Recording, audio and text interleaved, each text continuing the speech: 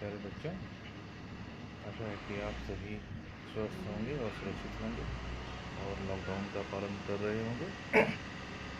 हमारे पिछले एपिसोड में, हमारे पिछले लेक्चर में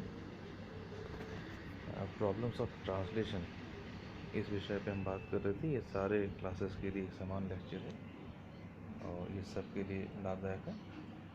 तो इसके पहले के लेक्चर में आपने देखा, हम बात कर रहे थे कि सेंटेंसेस कितने भी बड़े हों, मगर इंग्लिश के सेंटेंसेस में सब्जेक्ट, वर्ब, ऑब्जेक्ट, ये तीनों का जो है सामंजस्य वो हिंदी के वाक्य से थोड़ा अलग होता है। यहाँ हिंदी में हम सब्जेक्ट के बाद ऑब्जेक्ट और ऑब्जेक्ट के बाद वर्ब लिखते हैं। जैसे कि राधेश्याम आम खाता है, तो सब्जेक्ट है आपका राधेश्याम, आम आपका ऑब्जेक्ट है और खाता है आपका वर्ब है। इसी वाक्य को यदि हम ट्रांसलेट करें इंग्लिश में तो हो जाएगा राधेश्याम ईट्स मैंगोज।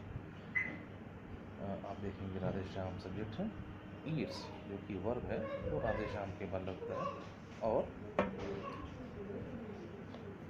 मैंगोज आपका ऑब्जेक्ट है।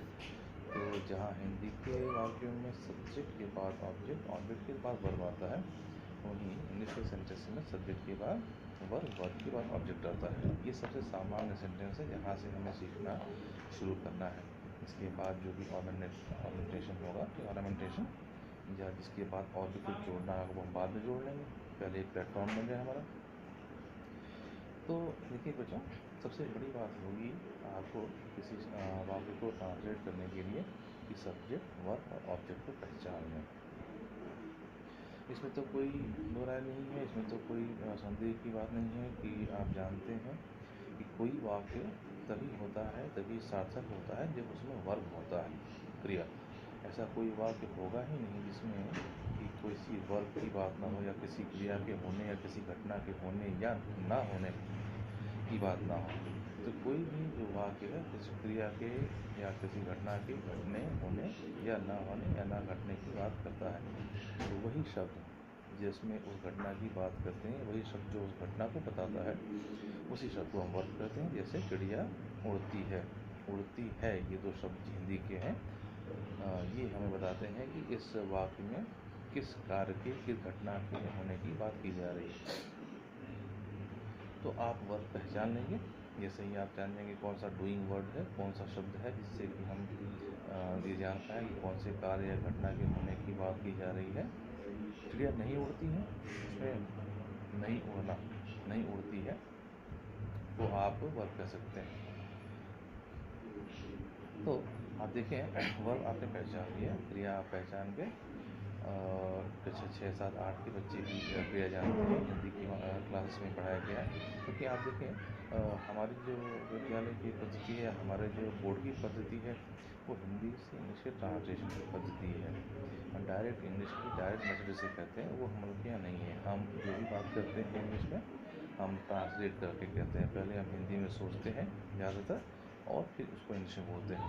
तो ट्रांसलेशन ही आप देखें तो सबसे महत्वपूर्ण है हमारे इंग्लिश के पार्ट के लिए या हमारे इंग्लिश के सब्जेक्ट के लिए, समझने के लिए भी, एग्ज़ाम में लिखने के लिए भी। तो कक्षा 6, 7, 8 के बच्चे, 9, 10, 11, 12 ये सारे बच्चे ध्यान से सुने इस बात को, क्योंकि ये सारे क्लासेस के लिए एक समान बात है। तो आपने वर्ब पहचान लिया, वर्ब आपको आ गया। अब आप ढूंढें कि इस क्रिया को करने वाला कौन। भाई कोई क्रिया हो रही, कोई घटना हो रही, तो उसे करने वाला भी कोई होगा। सामान्यतया किसी भी वाक्य में किसी क्रिया को करने वाला हो, जैसे चिड़िया दाना खाती है, चिड़िया उड़ती है, तो ये उड़ती है की क्रिया या दाना खाने की क्रिया ये कौन कर रही है? चिड़िया। ये चिड़िया सब्जेक्ट है आपका। अब जैसे आपका वाक्य है, मैं एक वाक्य लिखता हूँ या आप देख लें, एक वाक्य, एक बड़ा वाक्य देखेंगे हम एग्जाम्पल में। तो आप देखें, चिड़िया दाना खाती है में आपने देखा है चिड़िया हो गया सब्जेक्ट, क्योंकि ये ही है जो कि उस क्रिया को संपादित कर रहा है। क्रिया आप जान रहे हैं। अब अगर एक अपने आप से प्रश्न पूछें हम, सब्जेक्ट हम जान गए, सब्जेक्ट है चिड़िया, खाती है आपका वर्ब है, तो चिड़िया खाती है क्या, यानी कि सब्जेक्ट प्लस वर्ब प्लस क्या। आप कॉपी पे देखें, ऐसे देखें। तो चिड़िया खाती है क्या, यदि उम्मीद है कि आप देख पा रहे होंगे। सब्जेक्ट प्लस वर्ब प्लस क्या। यदि हम ये प्रश्न पूछते हैं सब्जेक्ट प्लस वर्ब प्लस क्या, तो जो उत्तर आता है वही उस वाक्य का ऑब्जेक्ट है। ऑब्जेक्ट दो होते हैं, एक डायरेक्ट और इनडायरेक्ट होता है, मगर यदि ये वाक्य में एक ही ऑब्जेक्ट है तो वो तो डायरेक्ट ऑब्जेक्ट ही होता है। तो जैसे आपका वाक्य है चिड़िया दाना खाती है, तो चिड़िया आपका सब्जेक्ट आपने पहचाना, वर्ब आपने पहले ही पहचान लिया था, खाती है। तो हम पूछ रहे हैं चिड़िया प्लस खाती है प्लस क्या, और आपका उत्तर आ रहा है दाना। इसका मतलब दाना इस वाक्य में ऑब्जेक्ट है। अब जब आप इसे परिवर्तित करेंगे, जब आप टेंस इसको जब आप ट्रांसलेट करेंगे, तो आपको देखना पड़ेगा ये कौन से टेंस में है। सारे टेंसेस के लिए अलग अलग ट्रांसफॉर्मेशन है। तो आप देख रहे हैं ये कौन से समय की बात कर रहा है, अभी के समय की बात कर रहा है, और एक सामान्य वर्तमान समय की सामान्य घटना की बात कर रहा है। चिड़िया दाना खाती है, घटना या आदत जैसी कोई घटना सामान्य अगर वर्तमान समय की है तो आप उसे कहते हैं प्रेजेंट इंडेफिनिट। तो प्रेजेंट इंडेफिनिट का जो वाक्य है उसका जो स्ट्रक्चर है वो क्या होता है, subject plus verb plus S या ई एस अगर उसमें लगना है तो प्लस ऑब्जेक्ट। उसके बाद लगते हैं सारे कुछ जो भी आपका जो अदर आप कह सकते हैं उस शब्द को अदर से डिनोट करते हैं शुरू में, उसमें सारे आपके प्रीपोजिशंस लगते हैं, या आपके सारे आपके हैं तो एडवर्ब लगते हैं, adverb of place time manner, ठीक है। तो ये आपके बाद में लगते हैं, हमें उनके ऊपर फोकस नहीं करना है। और हम जब सीखेंगे तो शुरू में हम छोटे वाक्यों से सीखेंगे, जहाँ हमें छोटे वाक्यों की मास्टरी हो जाए, छोटे वाक्यों पे हमारी जो है महारत हासिल हो जाए। तो हम छोटे छोटे वाक्य देख रहे हैं, जैसे चिड़िया खाती है क्या। मगर आप देखें ये तो छोटा सा वाक्य था, इसमें पहचानना आसान था। मगर अगर आपको एक वाक्य दूँ, मेरे घर के बगल में रहने वाला लड़का अमरूद खाता है। देखिए एक वाक्य लिख रहा हूँ, आप भी मेरे साथ साथ लिखते जाइए। मेरे घर के पास रहने वाला एक लड़का अमरूद खाता है। वाक्य आपने नोट किया होगा, तो देख लें। मेरे घर के पास रहने वाला एक लड़का अमरूद खाता है, बहुत बड़ा वाक्य है देखा जाए तो। और अभी आपने कहा कि सर ने कहा है कि छोटे छोटे वाक्यों से प्रैक्टिस करें, मगर यदि आप देखें ये वाक्य बहुत बड़ा देखने में लग रहा है, उतना बड़ा है नहीं। आपसे कहा पहले सबसे पहले क्या करना है, हमें सब्जेक्ट वर्ब और ऑब्जेक्ट ढूंढना है। तो इस वाक्य में कार्य क्या हो रहा है, मेरे घर के पास रहने वाला एक लड़का अमरूद खाता है। आप क्या कहेंगे, कुछ बच्चे ये कह सकते हैं कि इसमें रहना एक क्रिया है, रहने वाला, मगर नहीं। आप देखें अगर प्रत्यक्ष रूप से देखें और आप जिस प्रकार से भाषा का इस्तेमाल करते हैं, जिससे आप आपस में बोलते चाहते हैं, तो आप किसी से पूछें ना, या आप स्वयं से भी आप विचार करें, तो आप देख लेंगे इसमें रहने की बात नहीं हो रही, इसमें अमरूद खाने की बात हो रही है। ये प्रैक्टिस से आ जाएगा। तो खाता है आप कहें देखा जाए तो खाता है ही इस वाक्य का वर्ब है। अब आप देखें इस वर्ब इस क्रिया को करने वाला कौन है, मेरे साथ साथ लिखते जाइएगा तो आपको आसानी होगी। अब ये कार्य कौन करता है, लड़का। लड़के के साथ बहुत सारे गुण जुड़े हैं, कौन से, मेरे घर के पास रहने वाला एक लड़का। आप देखें तो ये खाता है एक क्रिया, इसको पूरे को करने वाला कौन है, मेरे घर के पास रहने वाला एक लड़का। ये पूरा का पूरा आपका सब्जेक्ट है। इसका मतलब इस पूरे का पूरा ट्रांसलेशन अलग से हमें करना है, अलग से करके इसको सब्जेक्ट के स्थान पर रखना। सब्जेक्ट का स्थान सामान्य वाक्य में सबसे पहले होता है। और आप देख रहे हैं इसको, ये जो वाक्य है ये वाक्य प्रेजेंट इंडेफिनिट का है, क्योंकि आप देख रहे हैं ये वर्तमान समय की किसी आदत या आदत जैसी किसी घटना की बात कर रहा है ये वाक्य। मेरे घर के पास रहने वाला एक लड़का अमरूद खाता है, नहीं कहा कि मेरे घर के पास एक लड़का रहता है। हम कह रहे हैं मेरे घर के पास रहने वाला एक लड़का अमरूद खाता है। तो ये आदत जैसी बात है, तो ये प्रेजेंट का इंडेफिनिट, क्योंकि वर्तमान समय की किसी आदत या आदत जैसी घटना आदत जैसी किसी घटना की बात ही कर रहा है। तो अब इसका स्ट्रक्चर वही होगा, सब्जेक्ट प्लस वर्ब का फर्स्ट फॉर्म प्लस SEIS अगर लगता है तो, और प्लस ऑब्जेक्ट। अब देखें, आपने देख लिया, आपने सब्जेक्ट पहचान लिया। सब्जेक्ट है मेरे घर के पास रहने वाला एक लड़का, ये पूरा का पूरा सब्जेक्ट है।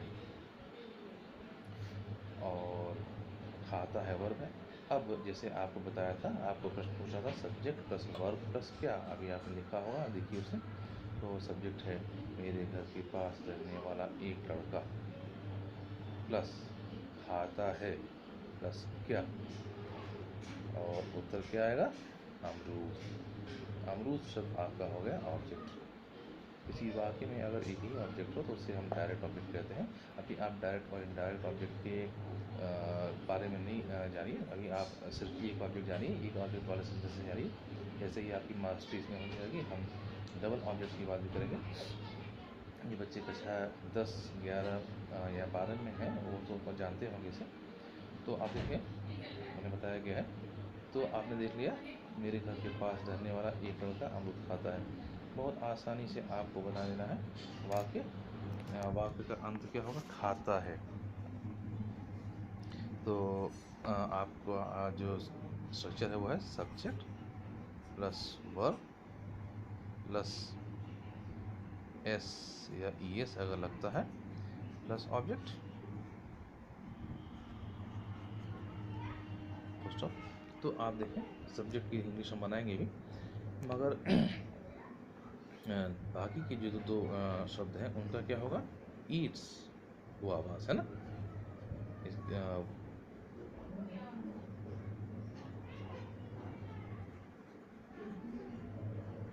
ईट्स क्यों लगाया, और गुआवास, गुआवा की जगह गुआवास क्यों किया। अमरूद आप देखेंगे तो एक वचन है, मगर आप देखें तो हिंदी में एक अमरूद या बहुत अमरूद सबके लिए एक वचन बहुवचन एक ही शब्द है ना। तो इसीलिए जब ये वही शब्द एक वचन और बहुवचन दोनों के लिए होता है, अगर आपके वाक्य में एक अमरूद नहीं लिखा है, आप अगुआवा नहीं कहेंगे, आप कहेंगे गुआवास। ठीक है, तो आपने बना लिया, आपको कंफर्म हो गया ये है। अब इसके ईट्स गुआवास। अब रह गया आपका सब्जेक्ट। सब्जेक्ट बनाना है आपको। आपने वर्ब कर लिया, ये वर्ब है, ऑब्जेक्ट हो गया, ये ऑब्जेक्ट है। और अब आपको ढूंढना है सब्जेक्ट। सब्जेक्ट है मेरे घर के पास रहने वाला एक लड़का। एक लड़का से शुरू करते हैं। सब्जेक्ट ज़्यादातर नाउन्स होते हैं। अ बॉय,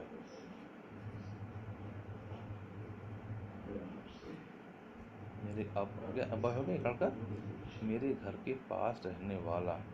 अब आप चाहें तो हु लिख लीजिए, who lives near my house. और तरीके भी हैं, आप कह सकते हैं a boy living near my house, ये भी कह सकते हैं। तो आपका वाक्य बन रहा है, a boy who lives near my house eats guavas. देखिए वाक्य आपका, a boy who lives near my house eats guavas. या आप कह सकते हैं a boy living near my house eats guavas. तो सब पहले इन बड़े वाक्यों को देख के परेशान नहीं होते हैं, इनसे भी बड़ा वाक्य हो सकता है, तो तभी ट्रांसलेशन ऐसे ही होगा। और सर्वप्रथम जो हमें करना है वो करना ये है कि हमें सब्जेक्ट वर्ब और ऑब्जेक्ट इन्हें पहचानना है। और एक और बात जो कि आपको ध्यान रखनी है वो ये है कि शब्द ट्रांसलेशन नहीं करना है। हमें शब्द की जगह पे शब्द या शब्द का हिंदी अनुवाद नहीं, हमें अर्थ दे के करना है, मीनिंग आना चाहिए। वीडियो 15 मिनट का होने जा रहा है, रोकना पड़ेगा। आप देखें तो क्लास फिर से ध्यान दें, करना क्या है, किसी भी बड़े से बड़े वाक्य को भी ठीक है आपका टेंसेस के हिसाब से जो आपका स्ट्रक्चर बताया जाता है, प्रेजेंट डेफिनेट या जो बाकी सेंटेंसेस हैं उसके हिसाब से स्ट्रक्चर का तो पालन करना ही है, मगर सबसे आसान सबसे पहले करना यही है कि आप सब्जेक्ट, वर्ब और ऑब्जेक्ट पहचानें। इसके बाद बहुत कुछ हो गया। मान लीजिए ये वाक्य होता, मेरे घर के पास रहने वाला एक लड़का रोज़ अमरूद खाता है, रोज़ सुबह अमरूद खाता है, रोज़ सुबह छत पर अमरूद खाता है। ये सारे आपके क्या हैं, सब रोज़ सुबह, रोज़ या रोज़ सुबह या छत पर, ये सारे आपके एडवर्ब्स हैं। एडवर्ब ऑफ प्लेस है छत पर, ठीक है। और एडवर्ब ऑफ रोज़ सुबह, एडवर्ब ऑफ आपका फ्रीक्वेंसी है, रोज़ डेली, ठीक है। और एडवर्ब ऑफ टाइम है, मॉर्निंग। तो ये सारे तो बाद में लगते हैं। आपको सबसे पहले बनाना है, जैसे आप कोई भी चीज़ देखें, आपको कोई भी चीज़ बनानी तो क्या करते हैं, आप उसका एक प्लेटफॉर्म बनाते हैं पहले, उसके बाद सजाते हैं। कोई भी चीज़, छोटी सी बड़ी चीज़ बनानी हो आपको क्या करना है, पहले उसका एक प्लेटफॉर्म बना लिया जाता है, उसका एक ढांचा आधारभूत बनाते हैं। तो आपका जो आधारभूत ढांचा अंग्रेजी की किसी वाक्य का है, सामान्य वाक्य का, इंटरोगेटिव नहीं, नेगेटिव नहीं, सिर्फ असर्टिव। तो ये जो वाक्य बनेंगे जो सिर्फ बताते हैं किसी घटना को, तथ्य को, तथ्यपरक वाक्य हैं, असर्टिव वाक्य हैं। तो इन वाक्यों के लिए हमारा स्ट्रक्चर सबसे सामान्य क्या है, इसी बात को अपने मंत्र के जैसे ध्यान में रखना है, subject plus verb plus object. पहले सब्जेक्ट, फिर वर्ब, फिर ऑब्जेक्ट। कुछ ऐसे वाक्य भी होंगे जहाँ पे सब्जेक्ट नहीं होगा, ऐसे वाक्य भी होंगे जहाँ ऑब्जेक्ट नहीं होगा, वर्ब तो होगा, बिना वर्ब के तो सेंटेंस बनेगा ही नहीं। तो ऐसे सेंटेंस का भी ध्यान देंगे, ऐसे सेंटेंस को भी सीखेंगे। और सबसे पहले आप ध्यान दें कि बेसिक्स से शुरू करना है। हिंदी के वाक्य के जैसे राधा आम खाती है के लिए राधा मैंगो ईट्स नहीं होगा, बल्कि राधा ईट्स मैंगो होगा, मैंगोज होगा, मैंगो। तो इस बात का ध्यान दें। थोड़ा बड़ा हो रहा है वीडियो, एक बात और जान लें। तो आपको करना क्या पड़ेगा, आपको धीरज सर भी बता रहे हैं, स्ट्रक्चर आपको ट्रांसलेशन के लिए बता रहे हैं टेंस वाइज, इस स्ट्रक्चर को तो दिमाग में रखना पड़ेगा। मगर क्लास एक बात और जानिए, अब जैसे जैसे मैंने कहा, जो सब्स्टिट्यूशन मेथड है, जिसे आप प्रतिस्थापन विधि कहते हैं। अब जैसे आपने एक वाक्य सीख लिया, मेरे घर के पास रहने वाला एक लड़का अमरूद खाता है। अब आप इस वाक्य को चेंज करना चाहें, मेरे घर के पास रहने वाला एक आदमी अमरूद खाता है, मेरे घर के पास रहने वाली एक लड़की अमरूद खाती है। अमरूद शब्द की जगह आम लगा दिए, अनार लगाइए। खाता है की जगह जो है देखता है लगाइए, बेचता है लगाइए। तो आपके बहुत सारे, एक सेंटेंस आपने पढ़ा, एक सेंटेंस की आपकी मास्टरी हो गई। आप उस सेंटेंस के दम पे, आप उस सेंटेंस के प्लेटफॉर्म पे आप कर सकते हैं, बहुत सारे वाक्य बना सकते हैं। तो इस बात को ध्यान देना है, इस बात को भी, क्योंकि हम पहले थोड़ा बोलना सीख रहे हैं। ये थोड़ा उल्टा लगता है सुनने में, मगर आप देखें जो सही टेक्निक है वो यही है, सुनना, फिर बोलना, फिर पढ़ना और फिर लिखना। किसी भी भाषा को सीखने की सही टेक्निक यही है। और अगर इस टेक्निक से सीखा जाए, इस क्रोनोलॉजी में सीखा जाए तो ही सही। जैसे कि हमने अपनी मातृभाषा को सीखा है, पहले सुना है, फिर बोले हैं, फिर हमने पढ़ा है और फिर लिखा है, और इससे वो भाषा हमें आती है। तो जब इंग्लिश के लिए हम इसका उल्टा क्रम देखते हैं, पहले हम पढ़ने लगते हैं या पहले लिखने लगते हैं, सुनते तो बिल्कुल भी नहीं है, या अगर मान लीजिए टीचर बोल रहे हैं हम सुनते हैं और बोलना तो बिल्कुल नहीं हो रहा है, तो एक चीज़ या दो चीज़ें छूट जाती हैं, और इसीलिए उस विषय पे या उस लैंग्वेज में मास्टरी नहीं आ पाती। इस लैंग्वेज में मास्टरी करने के लिए ये क्रम हम ज़रूर करेंगे। पहले क्या करेंगे, listening, then speaking, then reading and then writing. तो जो अब तक हो गया उसको छोड़ दीजिए, मगर इस क्रम से हम आगे बढ़ते जाएंगे अभी फिर से। और तो दो बातें आपको आज की लेक्चर में बताई गई, subject plus verb plus object, इसका आपको जो है ध्यान देना, इस ऑर्डर का। ऑब्जेक्ट कैसे पहचानेंगे, subject plus verb plus what, subject plus verb plus क्या, इस क्या का उत्तर जो आएगा वही आपका ऑब्जेक्ट होगा, अगर वाक्य में एक ऑब्जेक्ट है तो। अभी इनडायरेक्ट ऑब्जेक्ट के बारे में बात नहीं करते, उसके लिए एक और क्वेश्चन बनता है, टू होम, वो सारे वाक्यों में होता भी नहीं है, तो इस बात का ध्यान दीजिएगा, इस वीडियो को 2 बार 3 बार आप रिपीट करके भी देख लीजिएगा, तो काफ़ी कुछ बातें हो जाए आपको आ जाएंगी। और फिर हम इसके आगे लेक्चर में और आगे बढ़ते जाएंगे और धीरे धीरे आराम से आपकी कंफर्टेबल स्पीड पे सीखेंगे। एक बार फिर आपसे कहूँगा, लॉकडाउन का पूर्ण तरह से पालन करिए और स्वस्थ रहिए, सुरक्षित रहिए और सतर्क रहिए। धन्यवाद।